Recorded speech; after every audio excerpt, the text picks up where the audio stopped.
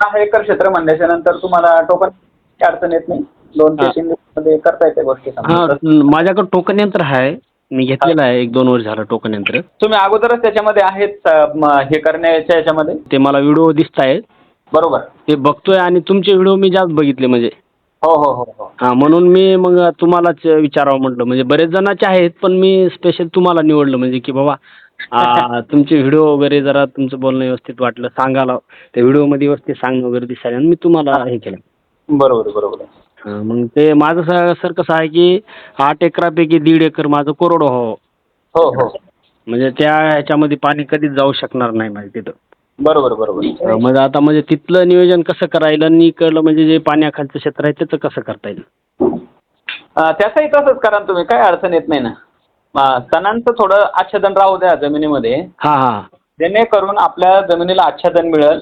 हां आच्छादन जितकं राहिलं तितकी जमीन आपली चांगल्या सुस्थितीत राहते. हां हां आपल्याला काय झालं, आपण मुळातच तणांना खूप असं म्हणजे भीतीदायक वातावरण निर्माण झालेलं आहे हां, म्हणजे मी आतापर्यंत म्हणजे तणनाशक मारितच नाही. म्हणजे बाया वगैरे लावून निंदून वगैरे घेतो. म्हणजे तण शेती खराब होते, असं होते बरेच म्हणतायत म्हणून मी वापरत नाही तणनाशक. बरोबर आहे. हां तो सगळ्यात मोठा चुकीचा कन्सेप्ट आहे आपल्याकडं. हां हां आपल्याला त्याच्यामधलं ज्ञान नाही. पण ज्या लोकांनी त्याच्यासाठी आयुष्य वेचलं हां हां हां ते लोक सांगताय तुम्हाला आरडून ओरडून, पण आपण त्या गोष्टी ऐकत नाही. हो बरोबर. बरोबर का? हो सर बरोबर. तण कुजवण्याचं काम करतं फक्त तणनाशक. हो ना हो ना. आणि कुजवणं म्हणजे काय, तर त्याला सडण्याच्या प्रक्रियेकडे किंवा त्याला डिकम्पोज करण्याच्या प्रक्रियेकडे घेऊन जाण्याचं काम करतंय तणनाशक. हां बरोबर. दुसरं काहीच करत नाही. हां हां बरोबर. हां आणि डिकम्पोज होणं म्हणजे ते जमिनीला ताबडतोब मिळण्याच्या याच्यामध्ये जातं. बरोबर. हो बरोबर. हां, त्याच्यामध्ये बाकी दुसऱ्या कुठल्याच प्रकारचं काही नाही आहे. हां हां ते काही एखाद्या आपल्या SRTनं म्हणा किंवा एखाद्या कुठल्या यानं ते तयार केलेलं नाही आहे. हो ना हो ना. ते सगळ्या जगानं स्वीकारलेलं आहे. हां हां दुसरी गोष्ट, सगळ्या याच्यात तणनाशक चालतात. आपल्याला फक्त कपाशीमध्ये आपल्याला फक्त तणांवर मारायची भीती जास्त निर्माण झालेली आहे. आपण म्हणजे एखाद्या कंपनीनं तुम्हाला मी सांगतो तुमचं गव्हाचं तणनाशक दिलेलं आहे. बरोबर. हो ना हो ना. तुम्ही कुठलाही विचार करता न विचार करता त्याला ते तणनाशक फवारताय. हो बरोबर. बरोबर. हो. मग आपणही इथं काय सांगतो की बाबा नुसतं आपलं जे तण आहे त्या तणांवर आपल्याला तणनाशक मारायचं आहे. हो ना हो ना. एकीकडं पिकावर मारताना सुद्धा विचार करत नाही आणि एकीकडे आपण फक्त नुसतं तणांवर मारायचं म्हटलं की त्याचा विचार करतो. बरोबर. बरोबर आहे का? हो. हा जो मूळ कन्सेप्ट आहे ना हा चुकीचा आहे. हां हां मग एक तर तुम्ही त्या गव्हावर सुद्धा मारायला नव्हतं पाहिजे. हो बरोबर ना. बरोबर का? ते तर हो. पीक नाही आपलं. हो ना. मग एकीकडे त्या पद्धतीनं मारताय, समजा गव्हावर मारता आणि हो ना. एकीकडे आम्ही फक्त तुम्हाला सांगतो की बा कापूस पिकामध्ये असेल किंवा दुसरं कोणतंही पीक असेल तर त्याच्यामध्ये त्या पिकावर मारायचं नाही आपल्याला, पण तो जे तण आहे त्या तणांवर आपल्याला ते फवारायचं आहे. हो ना हो ना. बरोबर. ओके. मग ते त्याला आपण थोडं जर कसं म्हणजे आपल्या मनाला ते भावत नाही. हो ना. बरोबर आहे. हो. पण मग त्याच्यामध्ये असं म्हणजे चुकीचं काहीच नाही ना. बरोबर आहे. हो चुकीचं नाही काय. म्हणजे त्यामधून आपल्याला काय होणार आहे, हां त्यामधून फक्त आपल्याला जे आपल्या जमिनीमध्ये उलथापालत करायची ती उलथापालत होणार नाही. हां हां आपला जो मजुरीवर खर्च जाणार आहे तो मजुरीचा खर्च कमी होईल. हो. बरोबर. हो ना. ह्या सगळ्या गोष्टी त्यामधून आपल्याला साध्य होणार आहे. आणि ते तण जे आहे ते जागेला कुजलं हां हां की आपल्याला त्याच्यापासून बायोमास तयार होतं. हो. जे आपले सूक्ष्मजीवांचं खाद्य आहे, साध्य आहे. हो. अणुळांचं खाद्य आहे. अशा प्रकारे त्याच्यामध्ये आपल्याला काम करावं लागेल. हो. बरोबर आहे. पण ह्या सगळ्या गोष्टी न सांगताना किंवा आपण त्याच्याकडे डोळे झाकपणे दुर्लक्ष करतो. हो बरोबर. बरोबर आहे. हो हो. हे पारंपरिक शेतीतल्या शेतकऱ्यांना ते स्वीकारायला खूप वेळ लागतो. हां हां त्या मानानं विचार केला तर सुशिक्षित जे शेतकरी आहेत ज्यांना थोडंफार समजा शिकलेले आहेत ते शेतकरी याच्यामध्ये जास्त प्रमाणात वळताना दिसतात. हो बरोबर. नाही का होत नाही. नांदेडवरनं फोन लावलाय. हो बरोबर आहे का? नांदेडवर जवळपास आज 3 फोन आलेले आहे मला. नांदेडहून का? नांदेड माझा लोहा तालुका आहे सर. बरोबर आहे. नांदेडमधून आज 3 फोन आलेले आहेत. त्या शेतकऱ्यांना पण तशाच पद्धतीने काहींचा ऊस आहे. हां हां असे म्हणजे अशा वेगवेगळ्या प्रकारे. हो ना हो ना. मग आता ह्या गोष्टी ज्यावेळेस माहीत झाल्या त्यावेळेस स्वीकारणं हे बी गरजेचं असतं. नाही सर, 100% स्वीकारायची म्हणूनच तळमळ आहे, म्हणूनच एक फोन लावला तुम्हाला. बरोबर ना? हां. हां. फक्त म्हणजे कसं आम्ही सुरुवात करतोय, सुरुवात करताना जे अडचणी येणार आहेत ते आम्हाला म्हणजे तुमच्याकडून मदत झाली म्हणताना सोपं जाईल थोडं. नाही, काही अडचण नाही ना. आपल्या हां. व्हिडिओमध्ये आपण ते सगळ्या शेतकऱ्यांना त्या पद्धतीनंच मार्गदर्शन करण्याचा प्रयत्न करतो कायमस्वरूपी. हां. जेणेकरून माझे व्हिडिओ असतात, काही संभाषण असतात. जे हो. संभाषण असतात ते ज्या व्यक्ती समजा त्याच्यामध्ये काम करतात त्यांना जे काही समजा अनुभव आलेले असतात हां, ते हां. अनुभव त्यामधून ते शेअर करत असतात. हो. आणि काही संभाषणं असे असतात की जे आदरणीय चिपळूणकर दादा असतील हां, हां. किंवा ज्यांना शेतीमधून खरंच काही माहिती आहे हां. अशा व्यक्ती आहेत. हां. त्या व्यक्तींचं त्याच्यामध्ये मार्गदर्शन असतं. हो. याच्यामधून आपण फक्त हे घेत चालायचं. आपल्याला काय काय घ्यायचं ते त्याच्यातून घ्यायचं हां, हां. आणि आपल्याला कसा वापर करता येईल. हां, म्हणजे आपलं थोडंसं वापरून मग आपण थोडंसं हो, बिलकुल बिलकुल. एखादं तंत्र तुम्ही वापरताना तुमच्या सोयीचं कसं होईल हो, हो, हो. या पद्धतीचं सोयीचं करून त्याला वापरायचं. वापरायचं. बरोबर का? हो ना, हो सर. जशास तसं जर नाही वापरता आलं तरी पण त्याला आपल्या पद्धतीनं कसं वापरता येईल याचा विचार करायचा हो. आणि ते आपल्यासाठी चांगलं राहतं. हो ना, हो ना. बरोबर. हो सर. हो. आणि परिस्थितीनुरूप आपल्याला काही निर्णय घ्यावे लागतात. ते हां. आपण घेतले तरी चालतात. काही अडचण येत नाही ना. हो सर, बरोबर. बरोबर आहे का? हो सर. आता तुम्हाला ह्या ज्या अडचणी आल्यात हां. त्या अडचणीवर मात करण्यासाठी आता तुम्ही मला फोन लावला. नाही, नाही. हां, तेच. म्हणजे मजुरायला एक तर कदरून गेलो. रोज उठून त्याच्या घराला जावं लागले आणि यायला तयार नाही. देशातला प्रत्येक शेतकरी त्या गोष्टीसाठी आता हां सर, प्रत्येक जण कदरला. मी म्हणूनच नाही, प्रत्येक जण आमच्या गावात जेवढे शेतीवाले आहेत ते प्रत्येक जण कदरले. आता जेवढं जमल ते मी स्वतःच करतो. माझी मेहनत मी स्वतःच करतोय. जास्त मजुराची गरज पडू नये म्हणून मी स्वतःच राबतोय जास्त. जर मजुराकडून करूनच जर कधी घेण्याचा प्रयत्न केला तुम्हाला काय राहणार त्याच्यामध्ये. हां, मग तेच ना. बरं ते जरी हे नाही गेलं तरी आता पर्याय नाही, मग हे करणं भाग आहे तर ते त्याच्यासाठी करावंच लागलं असं. आता रासायनिक शेतीमधून तुम्ही सांगताय की बा मला किती म्हटले तुम्ही 2,60,000 रुपये किती खर्च आला. हां, 2,60,000 रुपये खर्च आहे माझा.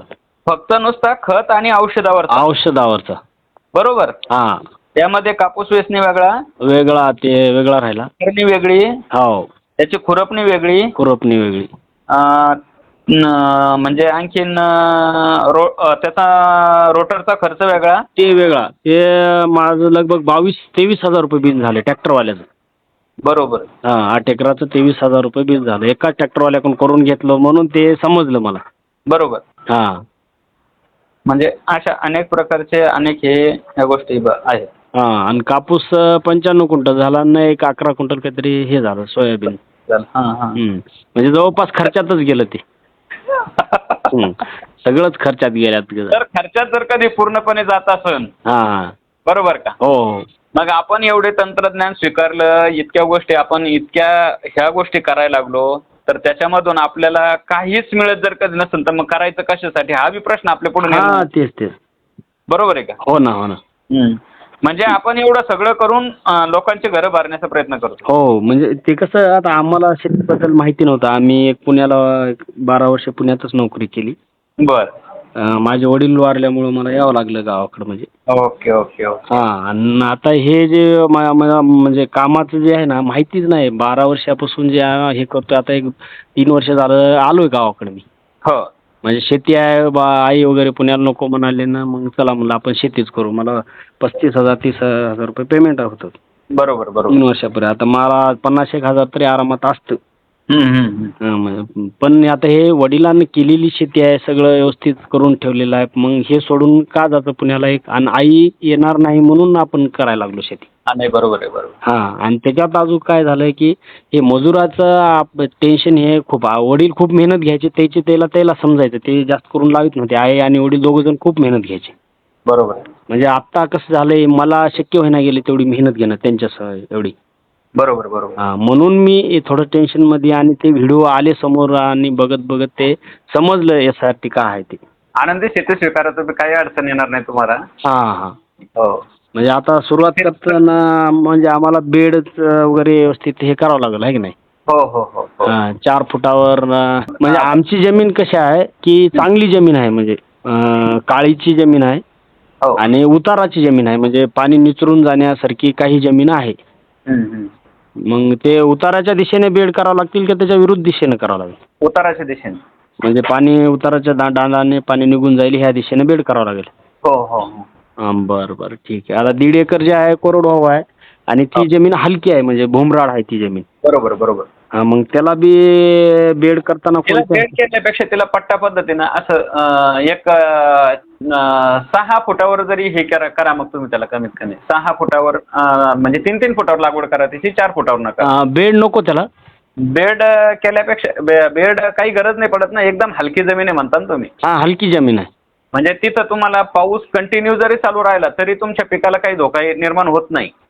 हां हां. होतो तसा काही? थोडाफार होतो, थोडा एक दोन ठिकाणी पाणी साचतं, पण ते काढून देऊ शकतो आपण, तसं काय प्रॉब्लेम नाही. मग जर आपल्या पिकाला समजा पाऊस जर कधी कंटिन्यू चालू राहिला 10 दिवस पावसाळ्यामध्ये, हां हां. 10 दिवस 15 दिवस, तर त्या जमिनीमध्ये आपल्याला हे करायला काहीच अडचण येत नाही. म्हणजे बेड करावं लागेल, म्हणजे जिथं पाण्याचा 6 इंच करता तुम्ही, म्हणजे? जिथं 2 इंच करता तिथं 6 इंच करायचं, छोटे बेड करायचे थोडे. छोटे बेड करायचे. हां. हो हो. असं तुम्हाला सर भेट घ्यायची म्हणल्यावर कसं, कुठे यावं लागेल आम्हाला? भेट घ्यायला तुम्हाला रेल्वेने जर आले तुम्ही हां. तर बदनापूर स्टेशनला उतरता येतं बघा, नाही तर मग जालना एक्सप्रेसनं आले तर जालना. नाही, गाडीवर येऊ शकतो ना, म्हणजे जालन्याला फोर व्हीलर वगैरे. जालन्याला येता येईल का गाडीवर? हो, येता येईल ना. मग जालन्याला जर आले तुम्ही तर जालन्यावरनं बदनापूर एक 15-16 किलोमीटर आहे. तिथून एक 15-16 किलोमीटर अंतर माझं गाव आहे. म्हणजे आम्हाला 1 दिवसात रिटर्न होता येईल ना म्हणजे? हो हो, काही अडचण नाही. किती अंतर येतं तुमचं इथून? तुम्ही लोकेशन बघा.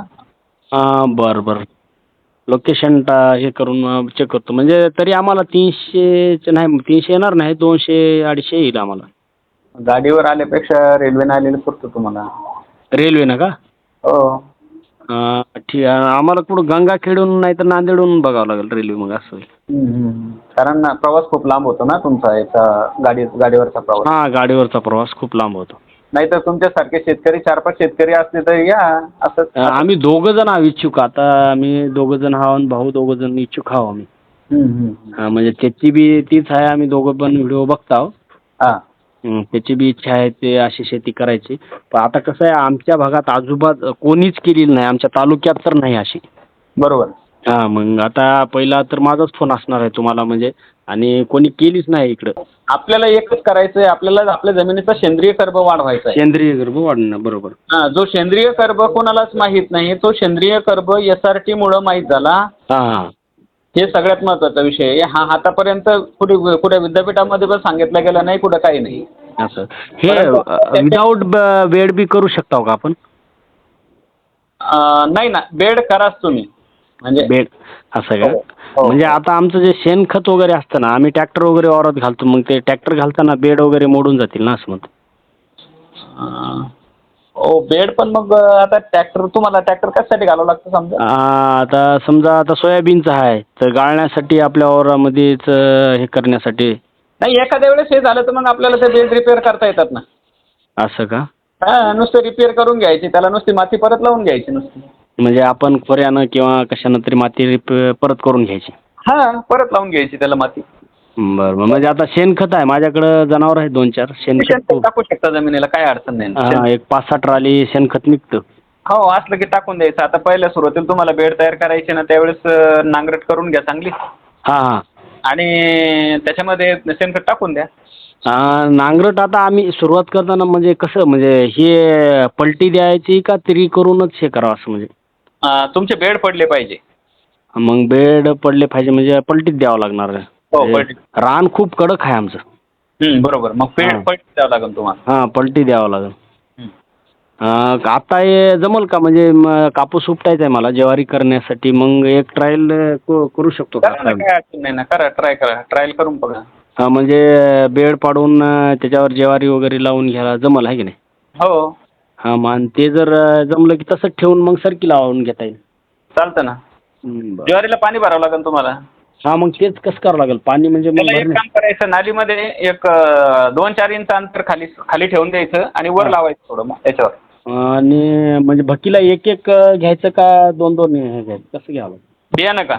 म्हणजे तास कसं घ्यावं लागेल म्हणजे आपण जे आता टोकन 2 तास 2 साईडला घ्या नालीमध्ये दांड राहतो ना आपला जो दांड पडेल ना हां त्याच्या बाजूला असं वर थोडंसं माथ्या साईडच्या माथ्याकडच्या साईडला थोडं घ्यायचं 2 टोकन यंत्राने तेच लागवड करून द्यायची. ओके ओके तसं करावं लागेल. हो टोकन ज्वारी टोकन यंत्राने चालते ना? बिलकुल काय अडचण तिला. बरं बरं चालेल सर. आता जर जशी अडचण पडेल तसं कॉल करेल मी तुम्हाला. बिलकुल बिलकुल. हां हो जर व्हिडिओ वगैरे असतात ना कपाशीचे म्हणजे बेड कसे करायचे काय नाही तर थोडं टाकून आपल्या जागर आनंदी शेतीच्या याला आहे ना. जागर आनंद शेतीचे आहे का? हो बरं बरं ठीक आहे पाहतो. आणि याला तुम्ही तुम्हाला बरेचसे त्याच्यामध्ये व्हिडिओ आहेत ते हां. बघा. जर शेतकऱ्याचे अनुभवगाथाची ती हां हां हो ते पण येणार आहे. बरं बरं बरं हो ठीक आहे चालेल सर. लावत जाईल सर कॉल.